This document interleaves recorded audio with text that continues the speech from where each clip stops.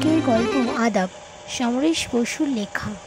বিয়ে দিয়ে মিলিটারি টয়েলদার গাড়িটা একবার ভিক্টোরিয়ার পার্কের পাশ দিয়ে এক পাক খেয়ে গেল। শহরে 144 ধারা আর কারফিট জারি হয়েছে। দাঙ্গা বেঁধেছে হিন্দু আর মুসলমানের মুখোমুখি লড়াই, দা, সরকি, ছুরি, লাঠি নিয়ে। তাছাড়া চতুর্দিকে ছড়িয়ে পড়েছে গুপ্তঘাতকের দল। চোরাগোপ্তা হানছে, অন্ধকারকে আশ্রয় করে লুঠেরা বেরিয়েছে। তাদের অভিজাতের মৃত্যু বিভীষিকাময় এই অন্ধকার রাত্রি তাদের উল্লাসকে তীব্রতর করে তুলেছে। বস্তিতে বস্তিতে জ্বলছে আগুন। মৃত্যুকার নারী শিশুর চিৎকার স্থানে স্থানে আবহাওয়াকে বীভৎস করে তুলেছে। তার উপর এসে ঝাঁপিয়ে পড়েছে সৈন্যবাহিনীর গাড়ি। তারা গুলি ছুড়ছে দিক বিদিক, জ্ঞানশূন্য হয়ে আইন ও শৃঙ্খলা বজায় রাখতে। দুদিক থেকে দুটো গলি এসে মিশেছে এক জায়গায়।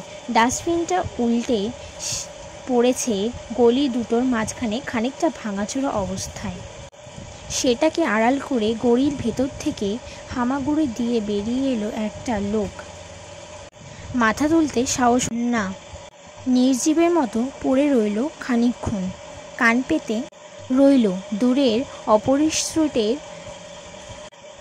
কলরবের দিকে। কিছুই বোঝা যায় না। আল্লাহ আকবার কি বন্দে মাতারাম। হঠাৎ ডাস্টবিনটা নড়ে উঠল। আচমকিত শিরশিরে উঠল দেহের সমস্ত শিরা উপশিরা। দাঁতে দাঁত চেপে পাগুলোকে কঠিন করে লোকটা প্রতীক্ষা করে রইল একটা ভীষণ কিছুর জন্য। কয়েকটা মুহূর্ত কাটে। নিশ্চল নিস্তব্ধ চারিদিক। একটি বেড়ালকে তাড়াতে গিয়ে নড়ে উঠল ডাস্টবিনটা।